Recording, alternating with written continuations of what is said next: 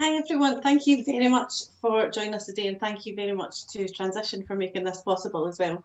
Today we're going to be looking at natural dyes, and there's so many different ways of doing natural dyes that you're guaranteed to be able to have fun in the house just with what you've got lying about the kitchen. So you can buy a lot of natural dyes online, but for the purposes of this and because we're in lockdown, I just tried to use predominantly what was in my kitchen, buying very, very little.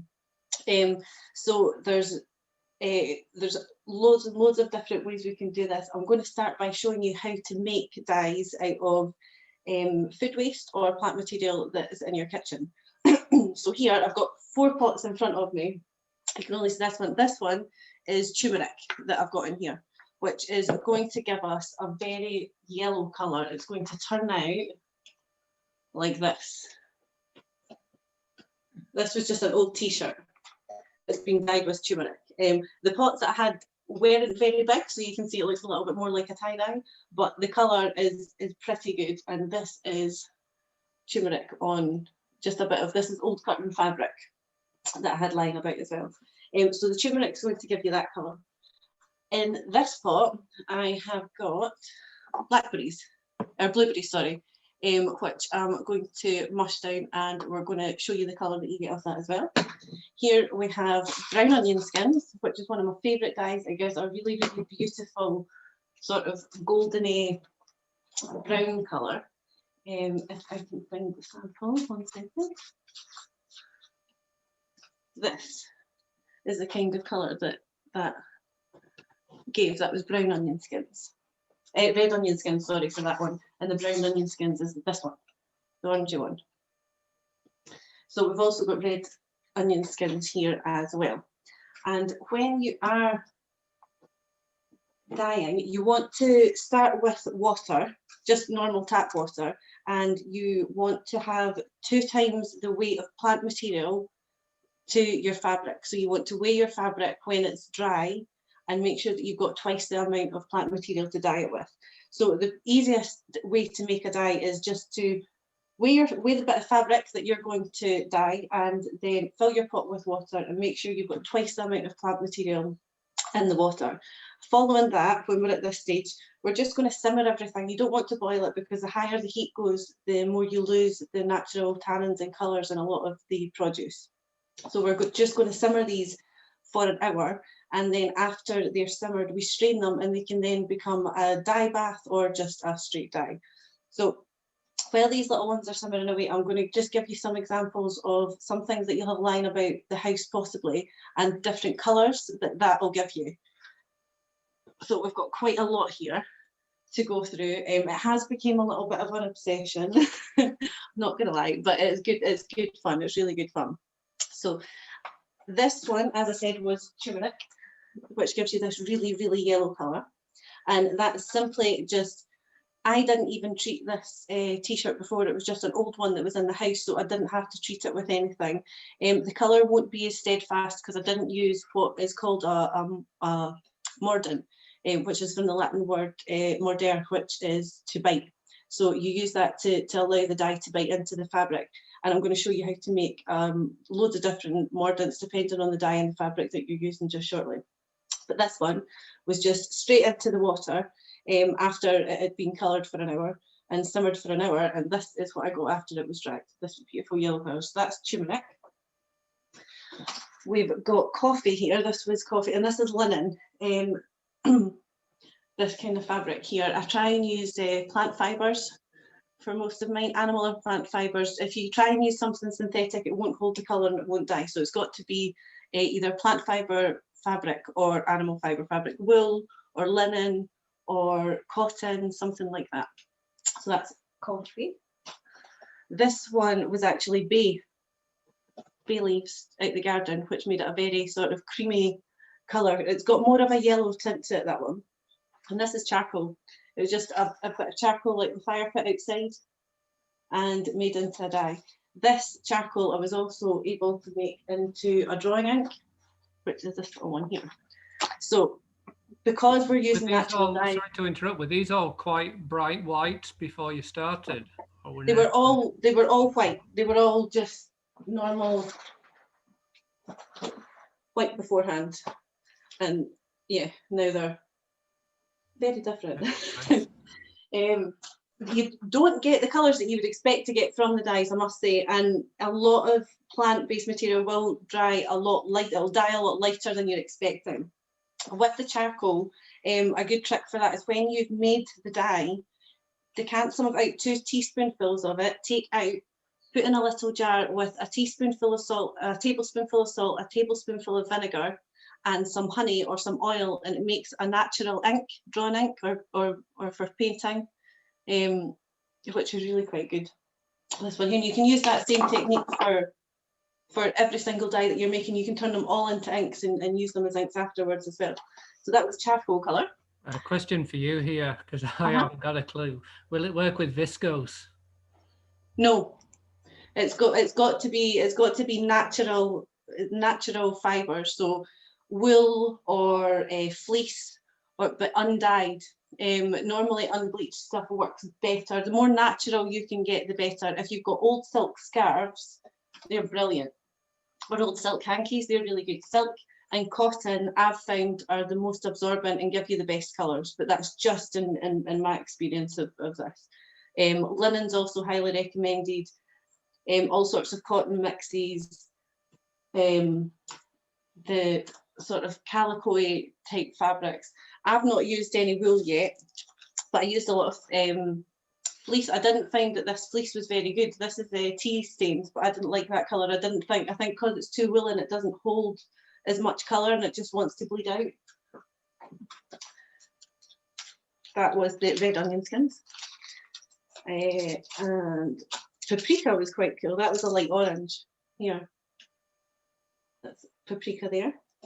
And we've got, this is actually, these ones are all cabbage. And there's blue as well, a really bright, vivid blue that was also dyed with the cabbage somewhere, but I'm just going to show you that in a minute. So the green, and I've got a pink and a purple, all came from red cabbage, and I'm going to show you how to do that in a minute. And finally, we were playing about with hibiscus, which gave me this sort of ready bright red colour, which is quite fun as well. So that was just the things I had lying about the house. There's much more that you can use than that. It's just dependent on what you have to hand at the time and what you want to use. So we're going to start now by showing you the colour, how to change the colour from red cabbage, because there's a really cool one to do with the kids when you're at home. And these are the 3 colours that you'll get. So we've got a really cool blue, we've got quite a bright pink and a bright purple. And I've used 2 of them to dye this paper here as well. So you can make sort of name tags and all sorts of things. It's not just fabric that you can dye with it. To get those 3 different colours, all you need is a red cabbage, chopping board,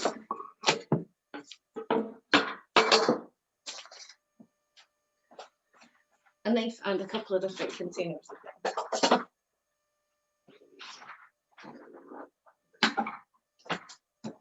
So I'm just going to cut this just into various chunks. The smaller you can get the material that you're using, the more it will release the colour. But red cabbage is really quite potent with the colourings anyway, so you don't need to be too careful with that one.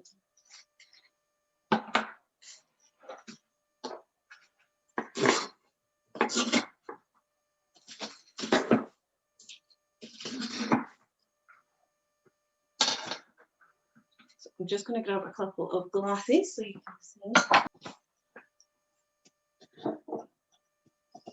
Don't worry, I'm going to use all the rest of this later. I've got piles and piles of material and paper to dye. So that's just red cabbage in 3 different containers here, glass containers, so that you can see the colour changing. Because like I said, this is the easiest one and probably the funnest one to do with the kids because you get that difference in colour. Red cabbage is it's a pH indicator, which is why another reason how it changes colour that way. And what we're going to use to make it change colour is white vinegar and bicarbonate of soda. So one is just going to get water in it, one is going to get bicarbonate of soda and one is going to get vinegar, and we'll see what happens.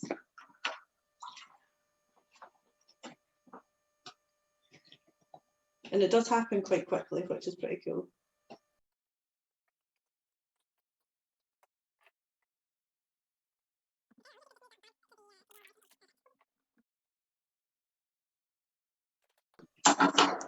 I was doing this in the house earlier, and Elliot, my toddler, found this absolutely fascinating. It's definitely a winner with the goods. So we can see that you've got a little bit of purple starting to come out in that water already. Normally, ideally, you would simmer for an hour if you're going to dye, just like we're doing in the pots here, but you can do a cold dye as well, or a cold or long extraction dye, where you are just filling a tub up with water and leaving it overnight, and then you can use that as your dye bath as well. So you don't always have to use the hob and things. Right, next on with the vinegar. You don't need very much, but you should be able to see quite quickly that water changing. So that's the one that's just had nothing in it, just a clear. And this with the vinegar already, you can see it's pulling a lot of the pinks out it, and the watercolour is changing quite quickly. And in the next one, bicarbonate soda. You say about a tablespoon of vinegar there? Well, it depends how much water and vinegar you're using, but the more vinegar you use, the more you'll enhance the colour. So this was the original purple colour, and with the vinegar, that's how it turned out. Both just simmered for an hour, and it was about a third of a red cabbage in probably a litre of water that I used earlier. And I've just put a little bit bicarbonate soda in that, and you should be able to already start to see the blue.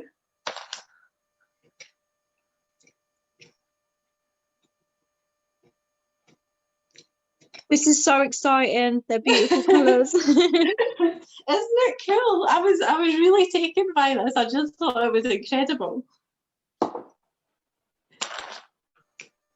So because of the reaction that the baking soda has, when we leave this is going to go a really bright blue. This one's going to go really bright pink. You can see them already starting to change. And then this one is going to stay purple. It's going to stay more true to the cabbage colour. So I'm just going to put these to the side just now so that they can sit and develop, and we'll have a look at them again in a little while to see how they're going. I mentioned earlier that we would have to use something to make a lot of the dyes fix, and it's called a mordant that we use to fix to make the dye bite into the fabric.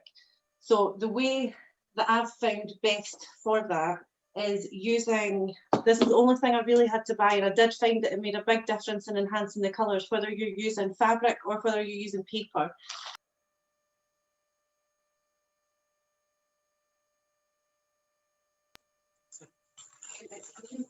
Which is used as a pickling agent in a lot of Indian and Asian cooking. So you can get it in grocery stores. This was about £8 off the internet. It wasn't very dear at all. And you only need, I put a teaspoonful in this, and it's probably far too much. So I'm going to bring it out, and I'll reuse this alum as well for loads of different fabric after this one. But what that will do, we soak that for an hour at least before we use it, and that just allows the dye to then bind to the colour that we're, the dye to bind to the fabric, sorry. So silk's one of the best things that you can Someone's just asking if you could repeat what that was called. It's called alum powder. Alum powder. Yeah, it's basically a salt. It's basically a salt preservative. You can use other things. So other mordants that you can use, I've tried to go completely natural as well, and not buy anything. So instead of using alum, I've also used bark. Now this was just, it was a huge bit of bark that fell off a tree. It's just normal bark, and I used the same process as we're using here. I simmered it for an hour, and that created a natural mordant, because you get natural mordants out of things like nuts, oak galls, oak bark, normal bark. So, you know, you can use any sort of bark and anything that's lying around. Don't feel that you need to go and spend money to do this, because you don't. So that was boiled, simmered for an hour, and what we got was this.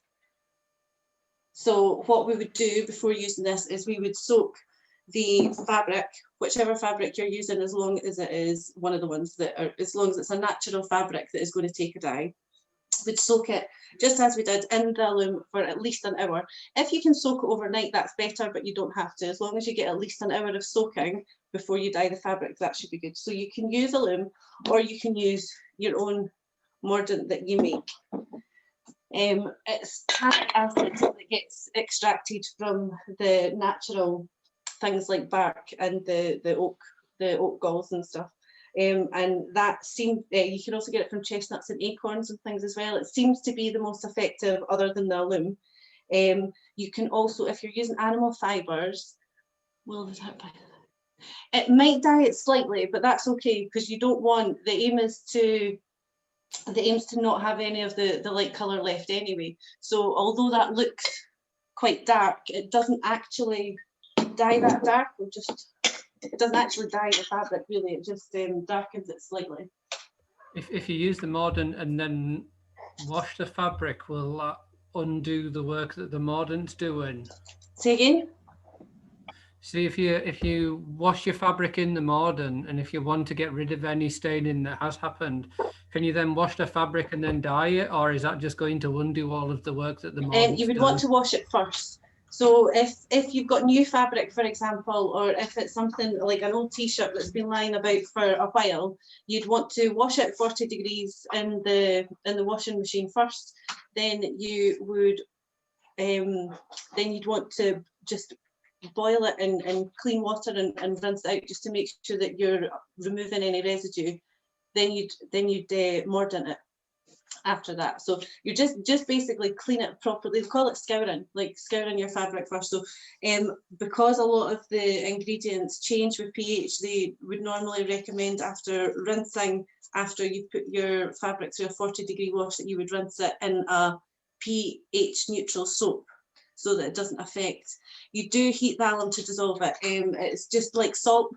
So in this one, I've just used boiled water from a kettle, and just put a teaspoonful in, and just mixed it until it's dissolved. It's very quick to dissolve, it doesn't take very long. But this won't really dye your fabric at all. I'll show you.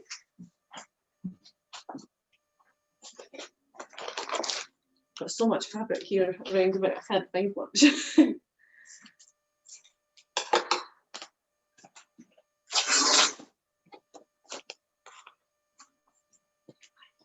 So darken it slightly, but just not, it won't be too much. And all that's going to do is just enhance the dyes to come out of the other items that you're using.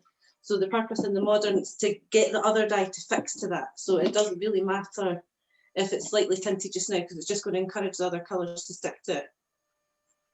So that's without and with. So you can see the colour doesn't change very much, but that's just a natural alternative.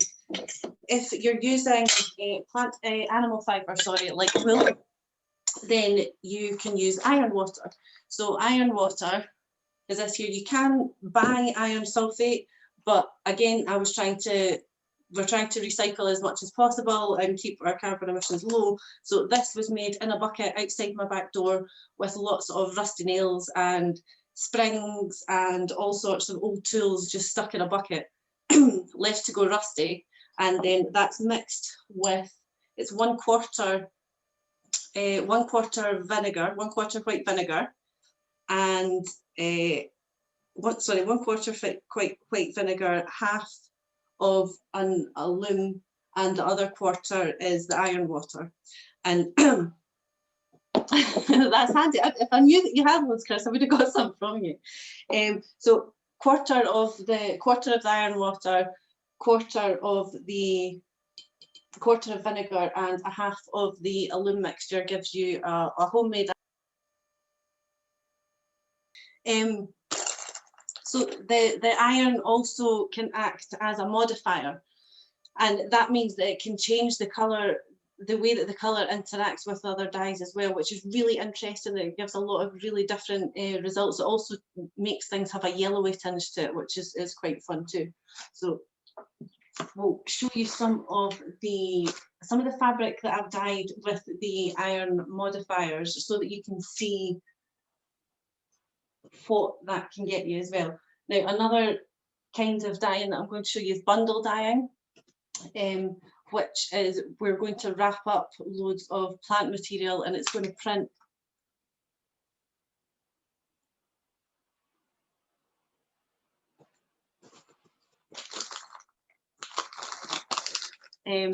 sorry, the back is it's a mordant as well. So yes, that would be used first after you'd washed it. So you'd wash your fabric, whether it's new or whether it's old, and then you would treat it. If you're using the bark, the bark mordant, you would then use that.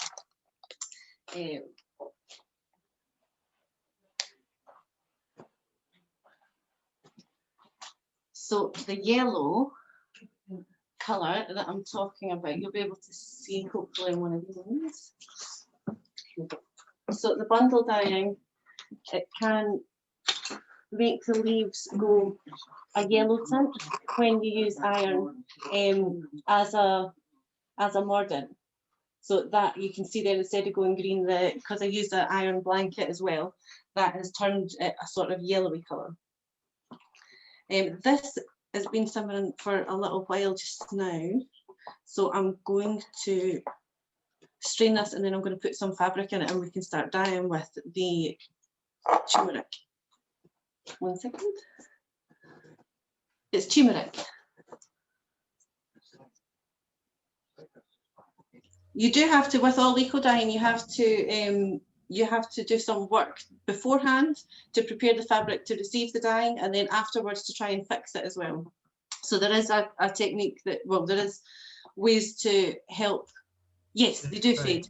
They fade quite a lot, but that's the other nice thing about eco printing, is that you can just print over and over and over again. You can, there's tips and tricks to keep them as long as possible.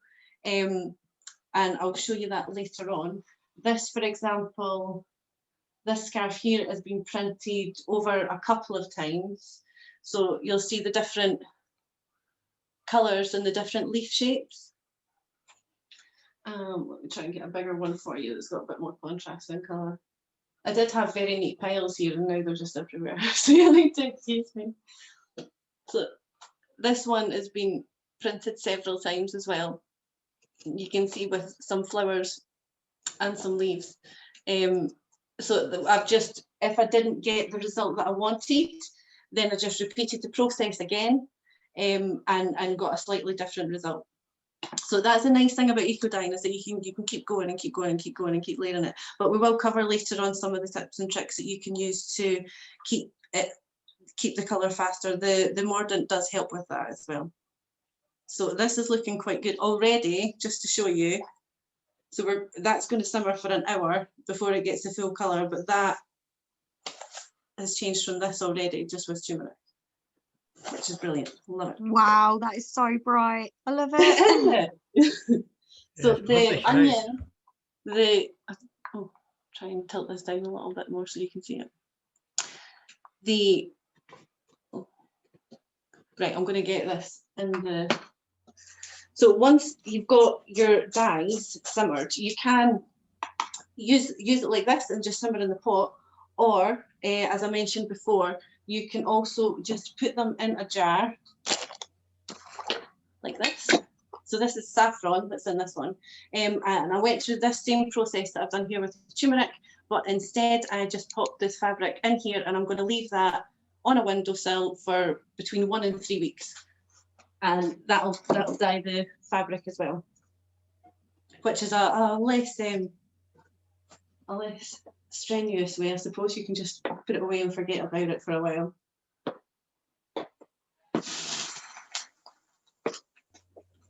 So we're starting to get quite a good colour from the brown onion skins. Just pull this up so I can show you. So that's the fabric just been popped in there just 2 minutes ago, and already you can see the colour that we're getting. That's going to go really quite golden within an hour. And again, we're going to try and keep the temperature just to a simmer, because the higher the temperature, the more colour you lose. We're going to, I might as well just show you what the silk will look like in the red onions.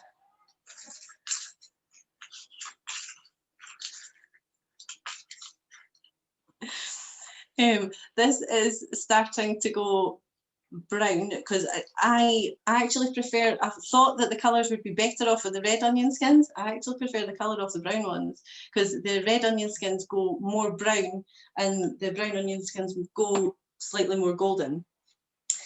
So then we're left with the blueberries.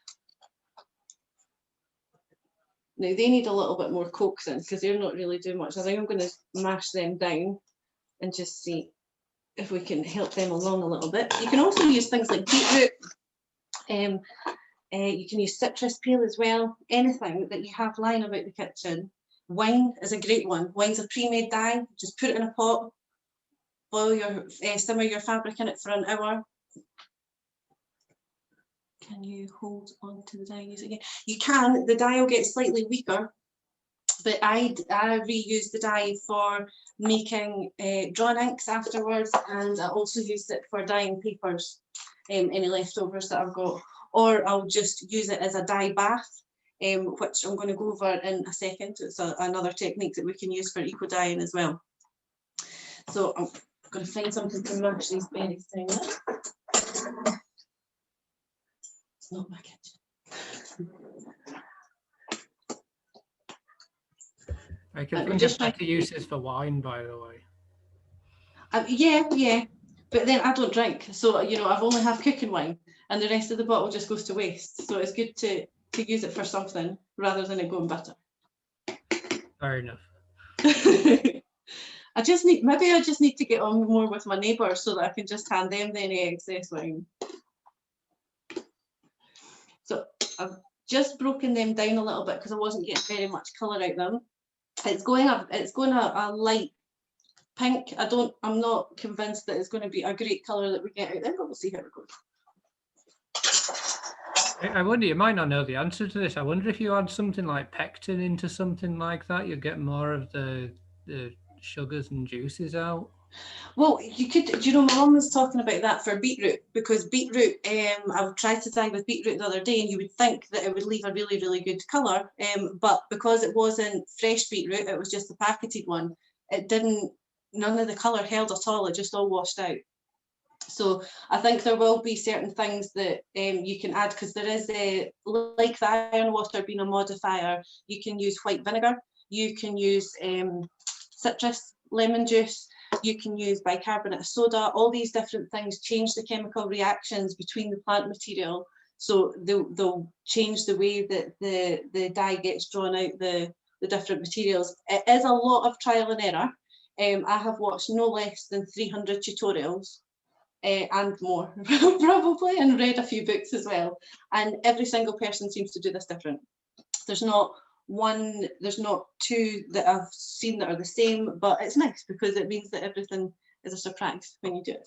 So bundle dyeing is another fun way to do fabric dyeing and eco dyeing, and the way that we do that is we get our fabric that we have soaked in a mordant. So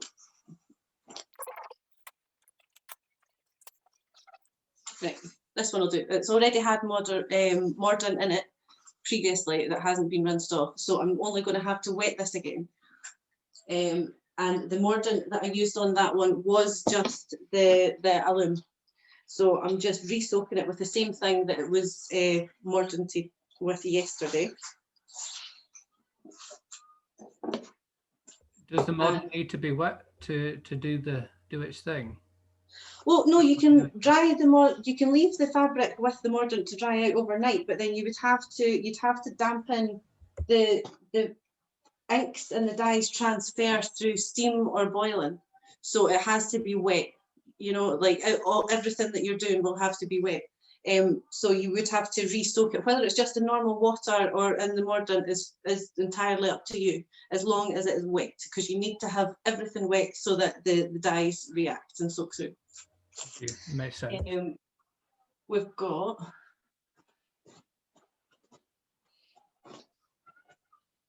so this is just another silk scarf that has already been, don't know if you can see it, so again it's already been printed, but I'm just going to do this again.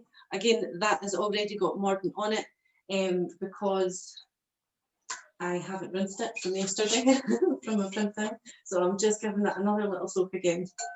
And for the bundle dyeing, it's really fun. What I'm doing is I'm just getting, this is just any flowers that I could find that were lying about the house, any sort of old petals. We've got roses, and as long as it's naturally dyed, because I do find that you get a lot of enhanced dyed flowers in the supermarket and they just turn to mush if you try and use them. So try and get just natural flowers out the garden. Roses work very well. They have got a lot of, I'm just going to move that for a minute so you can see. They have got a lot of colour in them, as do rose leaves. Rose leaves give some of the best prints that I've seen if you're using leaf material. So ideally I would scatter this out a little bit further out, but because I've only got a really short area to work with, I'm just trying to keep it focused in the middle. Got little roses and stuff here as well that I'm just going to pop down to.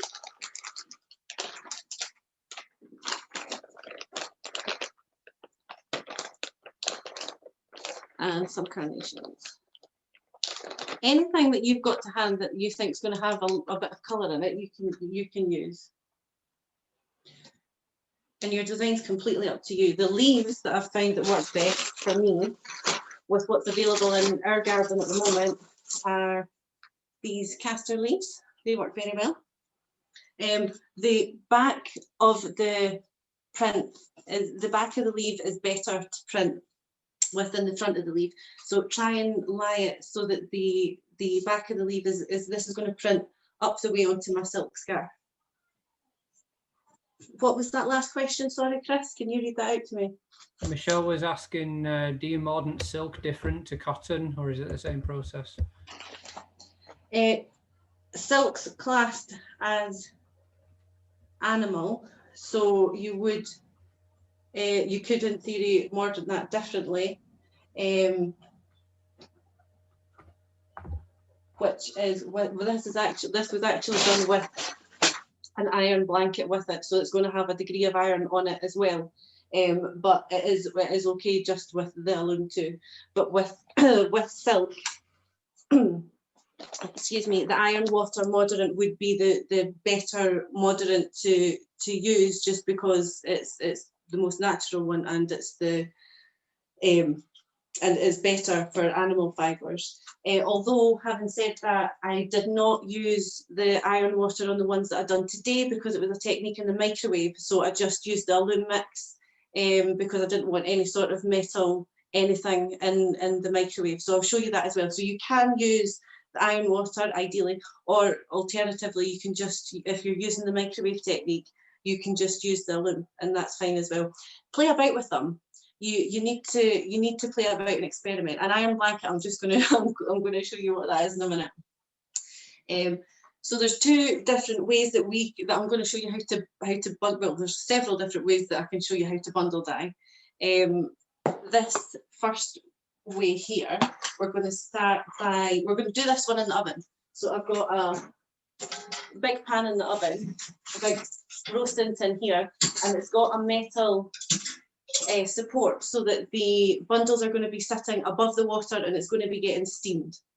Now you can just sit it in the water, and if you're sitting it in the water, you can also use things like the coloured water that you've got left over here. You can use that as your dye bath, and then it would be getting bathed in a colour, and you would get a degree of relief on whatever print you're doing because of the colour that's getting sucked in from the water around it. So we can do that. I'll do that just now. I guess if it's using steam as well, you could use a you could use like a rice steamer as well.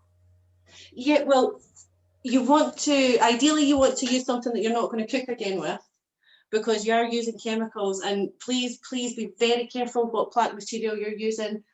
Only use leaves that I know are 100% safe and that aren't toxic in any way, but you have to do your research if you're using plant material, because not all plants are safe. It's with the iron water as well, please use gloves if you've got sensitive skin, because it can be really nasty stuff, iron water as well. So just be careful. If at all possible, try and do it in a very well ventilated area, or on an outside barbecue is good. I've seen people just with an old steamer, just like the charity shop, or like a rice cooker, like Chris is saying, and just setting that on the barbecue and then doing that outside. It means that you can be much more varied with the leaves and herbs and the flowers even that you're using, because there's a lot of flowers that you wouldn't want to do this with either if it's going to be in your house or in your kitchen. So I'm just going to, it's not quite had an hour, but I'm just going to call it that so that we can use this for the dye bath as well.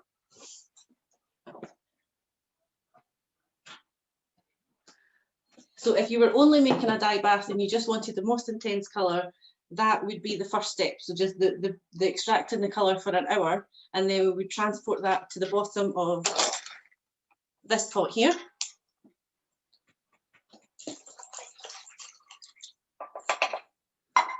And I have just got this sort of metal cooling rack that I'm sitting in that tub so that my bundles can sit on the top and they're just going to get steamed.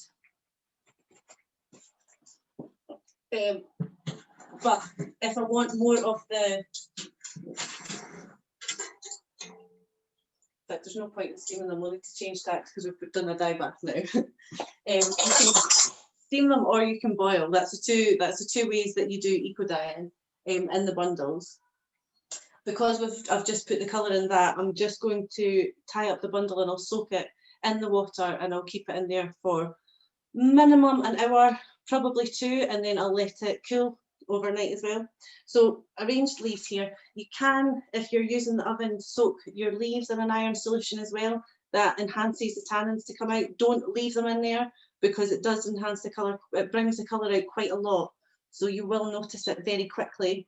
If you'll notice the colour coming out very quickly, and you don't want that all trapped in the water. You want to keep a lot of it for your material as well.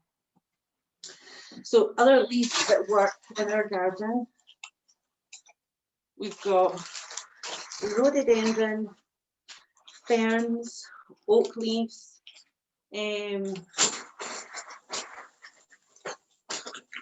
you can use, I've got some dried or sort of dead leaves as well as some fresh ones.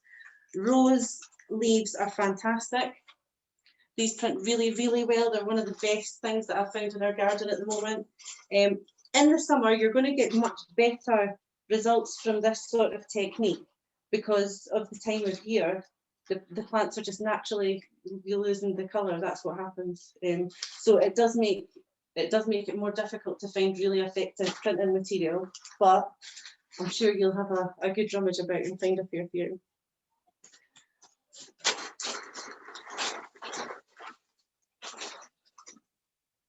Heather is also very good. If you can get heather, it leaves a really nice purple colour.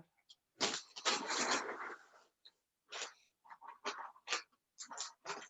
I'm just going to dot a few bits about there.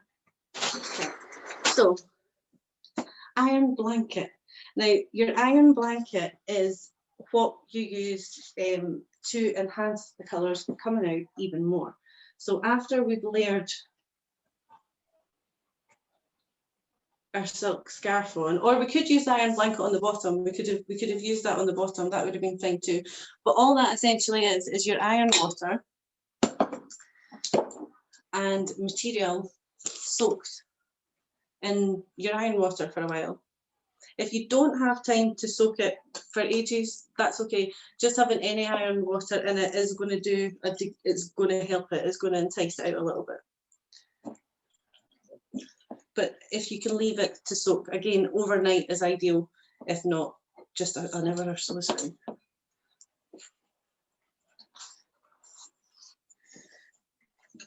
And we put that over the top, and so that is going to enhance the colour coming out. The iron water is just with rusty nails and water outside, and then you mix it with a little bit of vinegar and some alum. Now, when we've got this laid out and we're happy with what we have, we're going to wrap it. You can either wrap it on itself, or I prefer to use poles, which was just an old broom handle like this. And you want to wrap it as tight as you possibly can.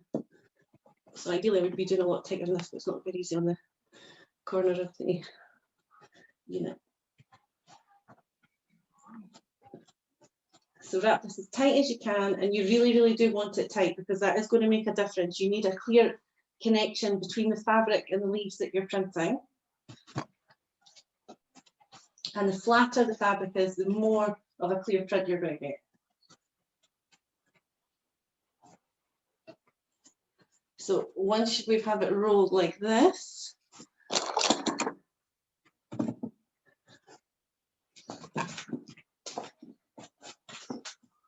we want to wrap it, and when we're wrapping it, we want to tie it in the same direction we folded the fabric. So because the fabrics went over this way, this is the way that we want to wrap.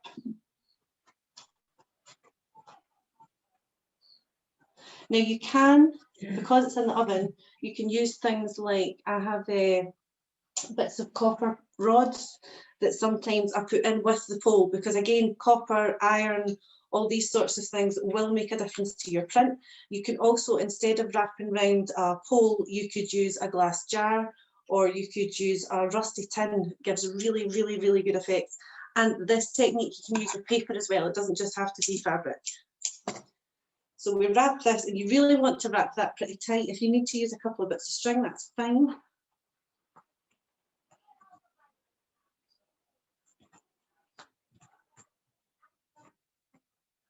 You can also, on top of your fabric, if you want to, if you've got really quite good tanned items, you might want to stop bleed through of any other colours, because it will bleed through the layers of fabric. To do that, I've got sheets of plastic bags, just the roll out sheets of plastic bags that I reuse again and again and again and again. I know we don't want to use plastic, but you are reusing this one constantly, so it's not bad. But that just gives you a barrier between the fabrics, so that you're not transferring things. Just like this sort of thing. You could just pop that on top of the fabric before you rolled it around the pole, or on itself. It doesn't have to be around the pole. So this then will just get dropped into the die, and we keep it a simmer for 2 hours minimum. If you can then what heat are you on in the oven there? Well, it depends on your oven. It would just be to a simmer. So normally I set mine to about 200 until the water temperature comes up, because we want lots of steam coming off the water, but we don't want it boiling. So just check that your water is just on a simmer, and that you're getting a lot of steam. So you can do as I've done, and just sink the fabric and the bundle into the dye bath, or you can use a stand like the one I've got, and you can just use the steam, and you can transfer it with steam. If you don't want to use a dye bath and add any colour, you can do it that way. After bringing it out the oven, I wrap it in a towel. The reason I wrap it in a towel is just to keep the heat as much as possible, and if you can leave it overnight. I find that quite difficult, because I'm always really, really eager to get things done quickly. But even just an extra hour or so is really going to help insulate and make those colours transfer. Just very quickly, I will give you another little cheat as well, which is you can actually do this in the microwave. So if you don't want to do it in the oven, the other option is get yourself some microwave steam bags, and make sure you can't use iron water if you're putting it in the microwave. You can only use your alum, and you can still put the wood in the microwave. I do, and just do 3 or 4 different bursts of 45 seconds with microwave steam bags tied round it. So it was just the same bundle as I did before, but instead of putting it in the dye bath, I just put these over the top and tied it in the middle, and put the microwave on for 45 seconds 4 or 5 times. After that, wrapped it in the towel, left it overnight. So we can unwrap this and see what's happening. I've not looked at this yet, so I don't know if this one's even worked. It's always a bit of potluck, especially at this time of year. I admire your confidence. Well, look how much fabric I've got that's been dyed. There's just piles and piles and piles of it. There's a ridiculous amount. I thought I would have had more time to show you, but I've severely underestimated how much I wanted to go through. I always recycle my string and just end up tying it right to my rolling pin. That rolling pin I also use as a wooden dowel for printing as well.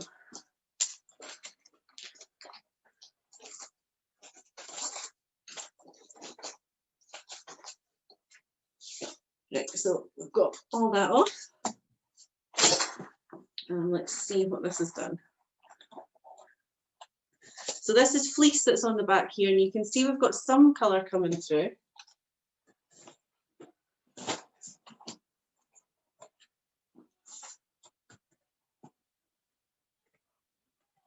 So that's the first side. We've even got a flower here that looks quite nice. But this is the felt, so I'm not expecting great things off that just because it is quite thick. These are more what we're looking for. I've got a silk scarf and a bit of linen in here as well. Well, that's not great. So you can do a few different layers at a time then? Yes, you can. So with this one, as well as that, I use this as my iron, not my iron blanket, sorry, because I didn't put iron on that one. Instead of an iron blanket on this one, the bottom layer I've got here was actually a tanning blanket. So a tanning blanket is just dyeing material like we are here, but without a mordant, so that it transfers onto the other part of the fabric that you're dyeing. That's why I've got yellow on here, even though I didn't put it in a dye bath and it was just in the microwave. Does that make sense? Yeah, I think so. Yeah. So this is the scarf. You see some of the, you might be able to put it on, I think you might see it better on white. There is quite a lot of leaf shapes. Oh, no, that wasn't good. There's quite a lot of leaf shapes and silhouettes on that we've got successfully from that, but you may not be able to see just at that camera angle. But there's What lots dye and was lots this? of Was layers. this onion? That was base dyed with coffee first, and then there was the tanning blanket underneath it, and then there was the loom blanket on the top of it, and the fleece blanket on the top of that, which was also soaked in a loom. So because this one was in the microwave, I didn't use anything sort of more than a loom to enhance the colours. And even though the tanning blanket I wasn't looking for any reaction on, sometimes you can get some cool little, nice little print.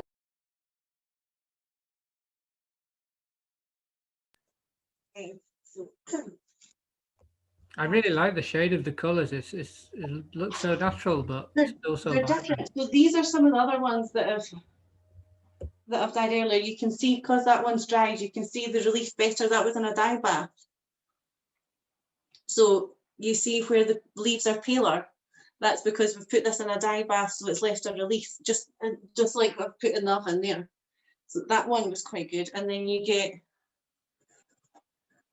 depending on whether you add more iron. So afterwards, if I wasn't happy with the results that I got from this bit of fabric, which I'm not really, to be honest, from this one, what I could do is I can use a modifier on it afterwards as well.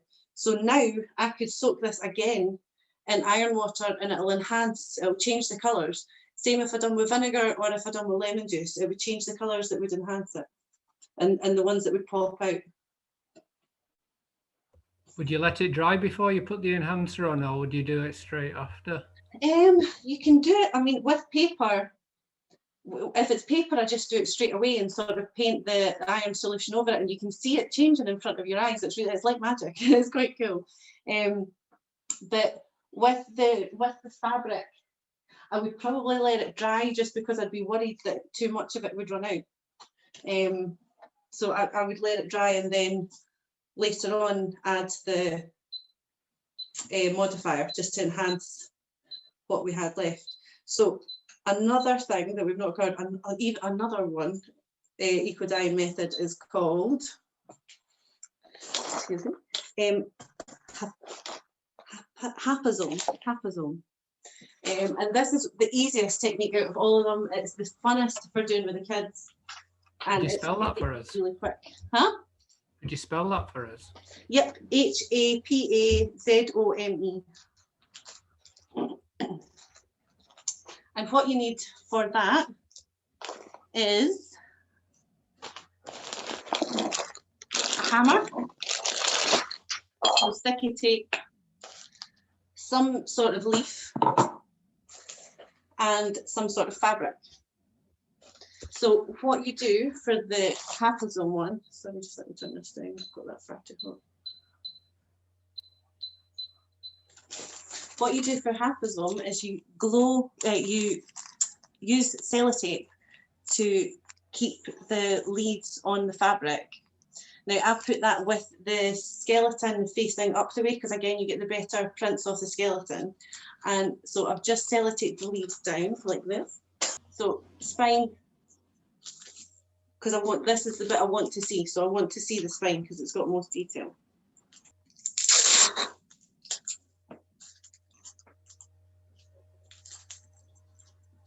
So you can use a couple of this, and then all you do is you vent, you unleash your anger.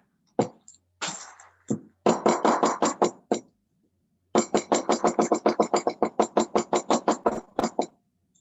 just going to do this. So get the kitchen owner's permission first. It does look very therapeutic. It is. It really is. You have to do it because it's extreme, and the kids have so much fun doing this one. It's really, really easy. It also works really well just with fresh flowers. So if you have a bunch of flowers that are starting to wilt, just do this technique, and it comes up really, really well. So you just hammer all over. I'm not going to continue doing that just because I'm aware they're watching TV next. But after you hammer all over, it releases the tannins, and then what you're left with is this sort of shape. So I'll take the tape off the back of this one so that you can see what we get left with minus the leaves.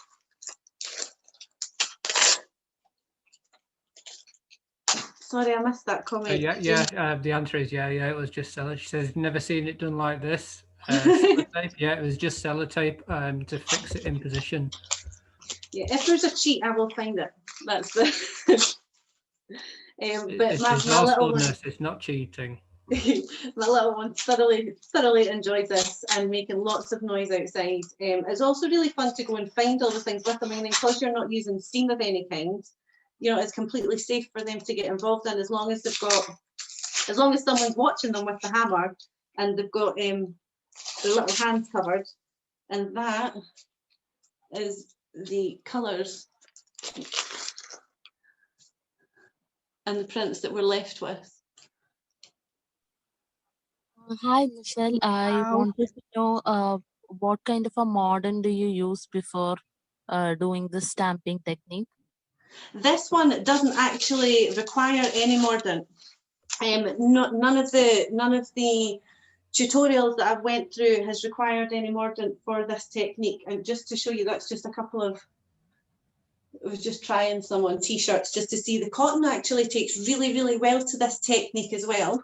You could mordant it if you want, just to encourage it, but it's not required. It's not something you have to do. But it gives a very vivid leaf pattern, and you could come up with some beautiful, beautiful designs for scarves or t-shirts or, you know, just, well, anything really. Can you tell me for how many washes it will last, the color? It'll depend on the fabric. It'll depend on whether you set it or not afterwards. So after we've done anything like that, what we'd want to do is we would then want to iron it to seal that colour in. So I use Teflon sheets, which that I just ordered off the internet, and I would just put my fabric underneath an iron, just with a household iron, and that would help seal in the colour. After that, I do stick them in the tumble dryer, and then I would put them through the washing machine after that to try and set the colour and to try and keep it. But I've got tips and tricks for that afterwards as well. Oh, there's one other way that you can also do it using the dye bath technique.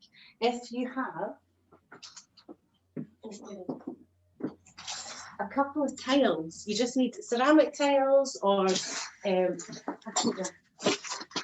these are little slate ones that I've got. So using the same technique as a dye bath, and you can do this with paper or you can do it with fabric or both, you can get more patterns like this. Now this technique is called, let me get this right, let me see if I can say it right, shibori. This is shibori dyeing, and that is where we are using these or wooden blocks to create a relief. So the way that I done this one was the fabric was had a mordant on it, mordant, and then it was folded. It was just folded to fit the tile, really. It's pretty easier than this one. It was folded to fit the tile, and in between the folds on some of the layers, I then popped some flowers.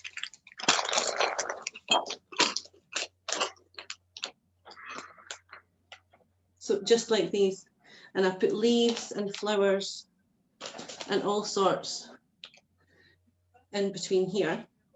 Then fold it so that you've got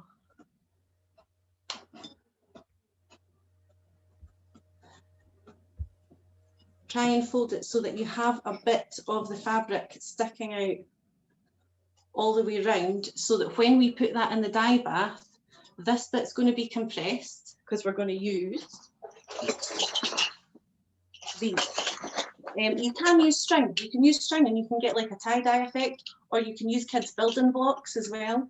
I just use these because it's easier with the clamps, just to keep it in place.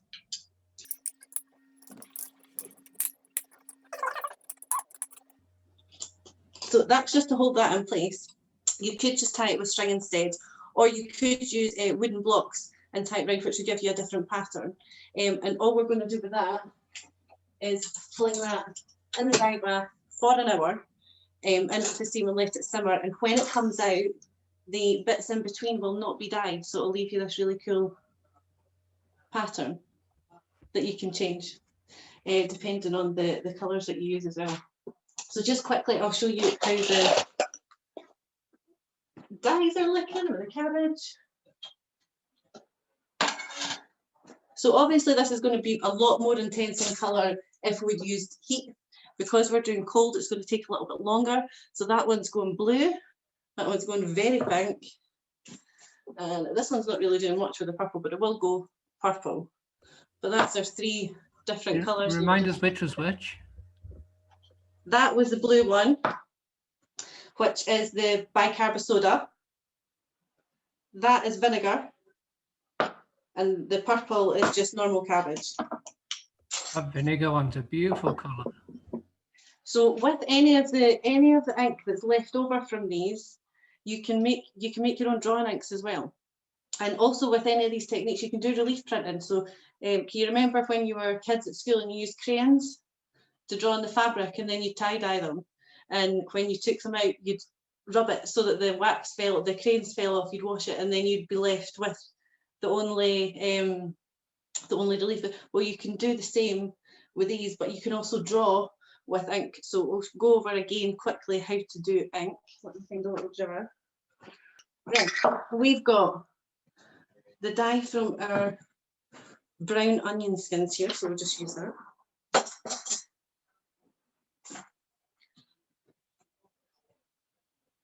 One, two spoonfuls of that,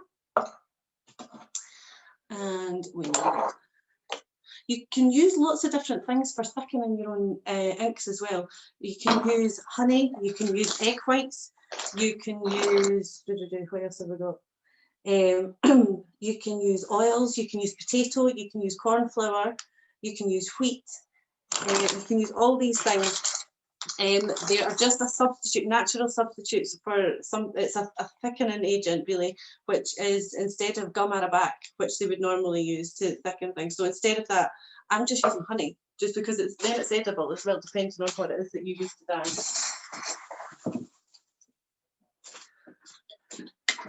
So just going to put some honey in there, and the honey is thickening it, so it's changing the consistency so that it's more like an ink for me. That's the honey's purpose here.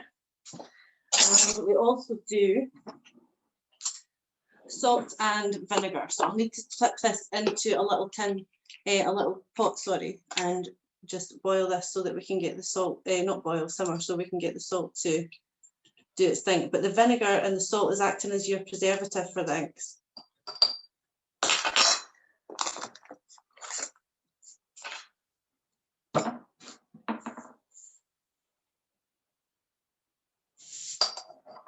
So we just need to put that over the heat, just in a little pot, and as soon as the salt's dissolved, that's a drawing ink.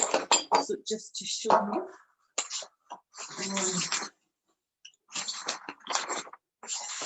the bag of this is one of the papers, one of the eco-dyed papers, because all of these techniques you can use on paper or on fabric, either or. They're completely interchangeable.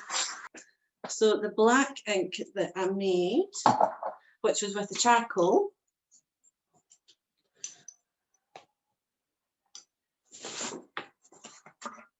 I like the other side better than this side.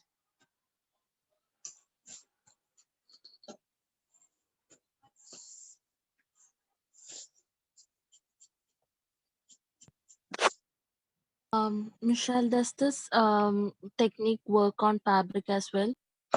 Yes. Well, the ink will still be a dye, but it's not going to be as dark as it would if you were just using the dye, because we've used that dye and then we've watered it down a bit, haven't we, just by adding the vinegar and the honey.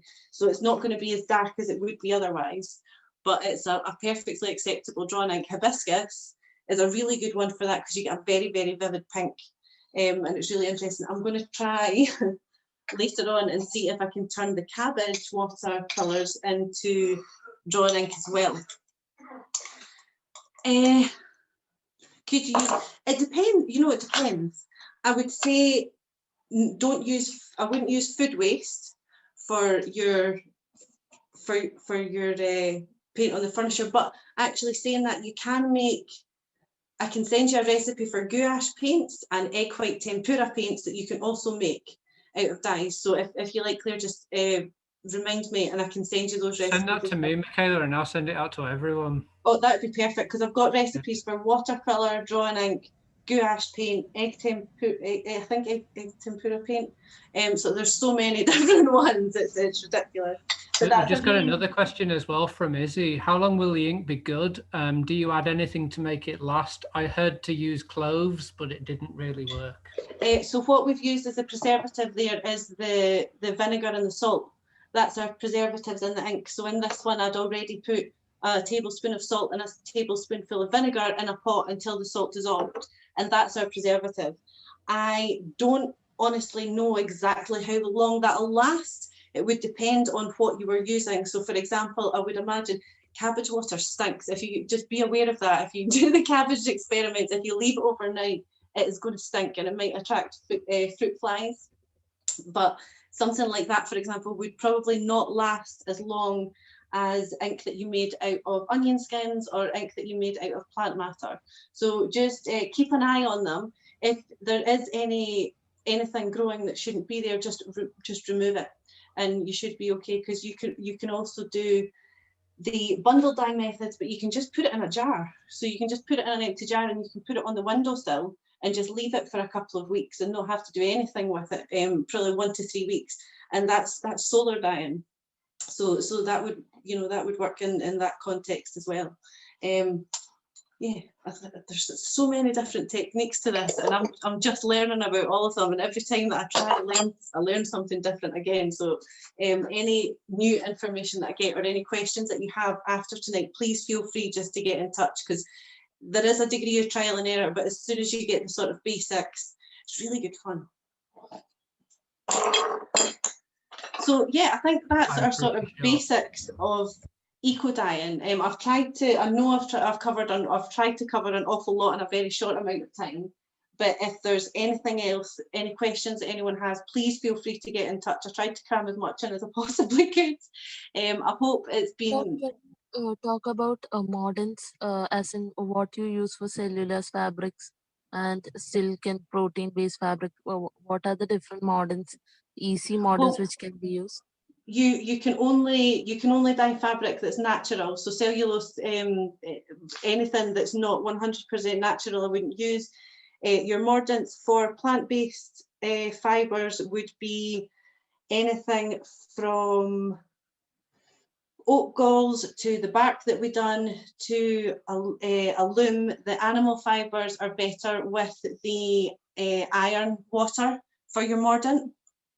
And the iron water then you can also use again to enhance the tannins from the leaves. Wool from a sheep would be classed as animal fibre, so that would work better with iron water as a mordant as well. Nettles work really, really well. Nettles are actually really good for dyeing things naturally green too. I didn't get a very good colour out of spinach, but nettles gave me quite a good green colour. They were really quite good, which means they'll also be good for transferring. If you get a lot of colour drawn out for a normal dye, you'll also get a lot of colour out for a print as well, depending on what way you're trying to do that. Also, sorry, one other thing that I should probably add is some people say to add soda ash to the alum.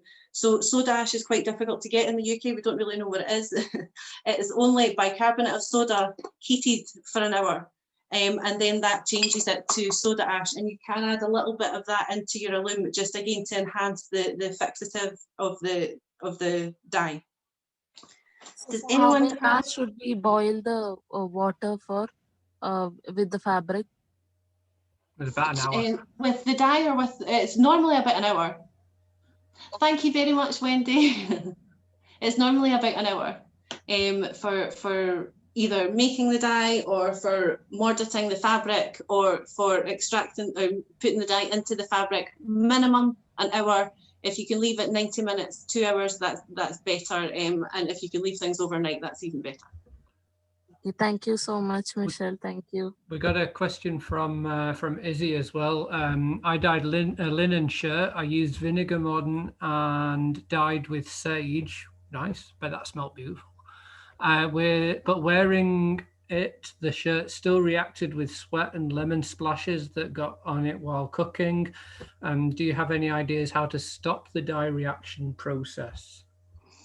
I had a bit of a difficulty with that myself, just with the alkaline when I dyed something with the cabbage, because I dyed it purple and it kept going blue just when any other water hit it. I think sage I wasn't very successful with. I found it really, really temperamental, trying to dye it with sage.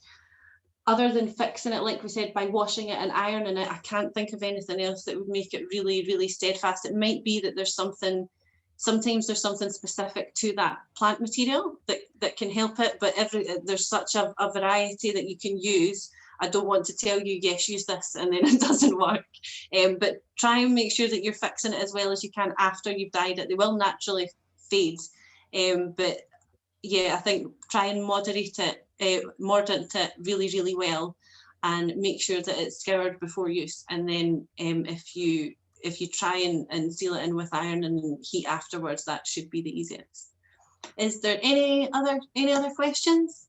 Anything that I've not went over? I think that might be all covered, but I have just put, just in case you've missed it, anyone, I've put Michaella's detail in it, or the Instagram and YouTube at the Remakery Aloha. There's some nice videos on the YouTube channel and inspiration on Instagram. And both Michaella and I are always happy for you to be sharing your photos with things that you've done.